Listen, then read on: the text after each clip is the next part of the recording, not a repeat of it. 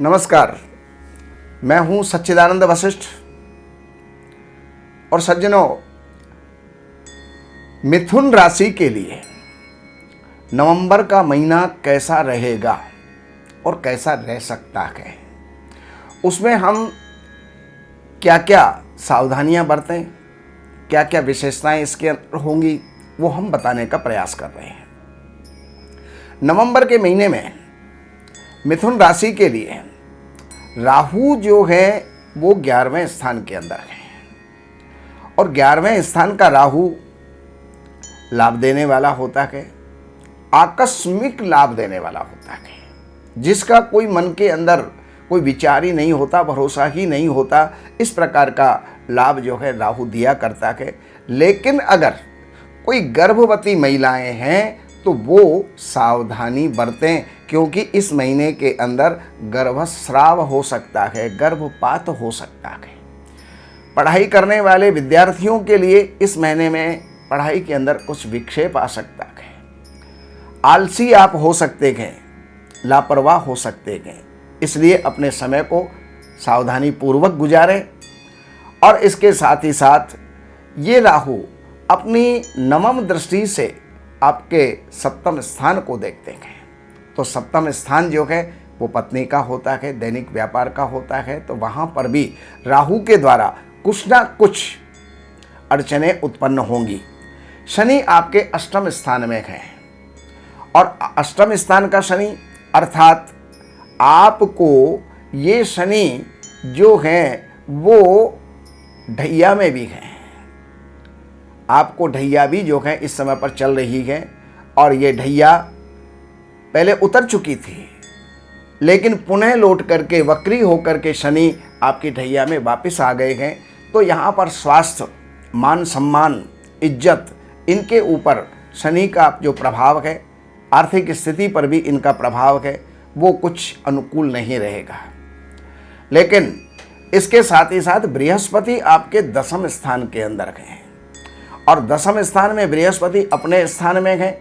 इसलिए बृहस्पति जो है चाहते हैं कि आपके लिए कोई ना कोई राज्य से लाभ हो, कोई नौकरी का लाभ हो, कोई व्यापार का लाभ हो, कोई पिता से लाभ हो। तो ये बृहस्पति आपको लाभ देंगे और बृहस्पति आपकी आर्थिक स्थिति को सुदृढ़ करेंगे, सुधारेंगे, अर्थात धन कोष की वृद्धि करेंगे और आपके लिए कोई ना कोई प्रॉपर्टी आदि का भी जो है इसके अंदर विस्तार हो सकता है। कोई जमीन जायदाद का आप सौदा कर सकते हैं। अब मंगल आपके 12वें स्थान के अंदर है और 12वें स्थान का जो मंगल है वो खर्चीला होता है। जो भी आय है वो खर्च में चली जाए। इस प्रकार का प्रयास आप ना करें कि इस महीने के अंदर आपको कहीं से कोई कर्ज लेना पड़े, क्योंकि मंगल ही कर्ज का कारक होता है। तो कर्ज इस महीने के अंदर आपको हो सकता है, तो उसके प्रति आपको सावधान रहना होगा। बाकी पहली दूसरी तारीख ये आपके लिए स्वास्थ्य के लिए नाजुक रहेगी, लेकिन 3, 4, 5, 6, 7 और 8 ये लगातार 6 तारीख हैं, अर्थात 3 तारीख से लेकर के 8 तारीख तक यात्राएं भी होंगी जो लाभकारी होंगी।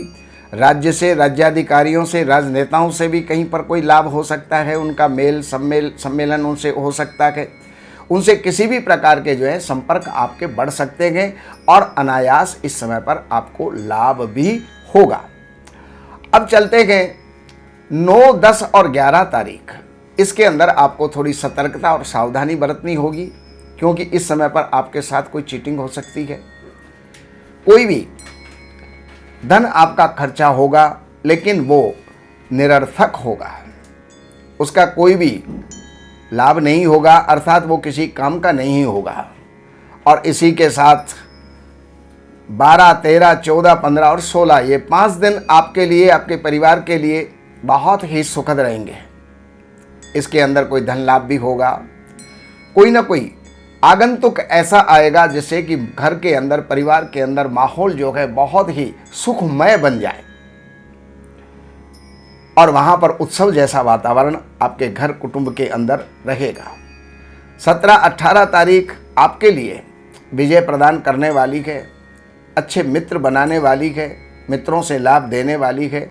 छोटे भाई बहनों से इस समय पर आपको विशेष करके और लाभ हो सकता है।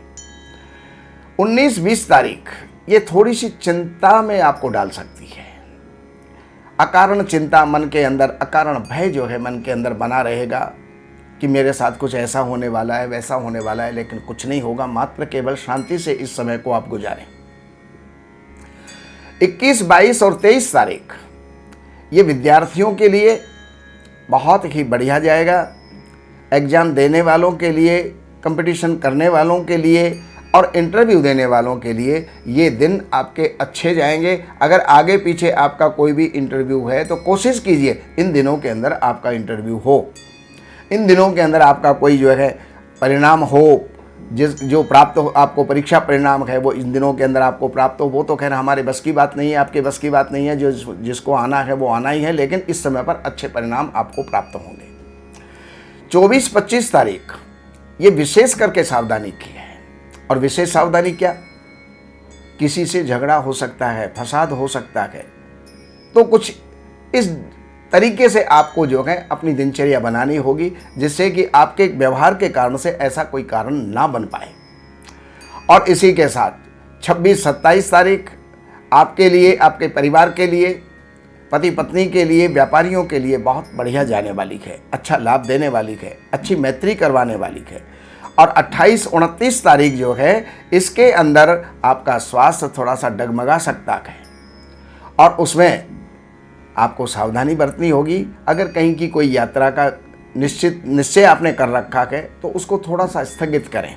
इस समय का किया हुआ कोई भी कार्य वो भी सफल नहीं हो पाता। और 30 तारीख आपके लिए बहुत ही अच्छा परिणाम लेकर के आएगी। तो आपके लिए मंगल कामनाओं को करते हुए इतना ही आपसे निवेदन है। अगर विशेष कोई जानकारी आपको चाहिए तो इन नंबरों के ऊपर संपर्क करके और अपॉइंटमेंट लेकर के कार्यालय की कुछ सेवाएं हैं वो अर्पण करके और अपनी सेवाओं को आप प्राप्त करें। नमस्कार।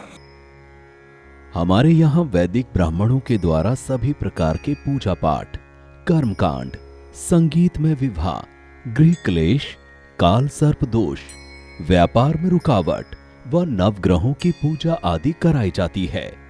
हमारे संपर्क सूत्र हैं 7838898421।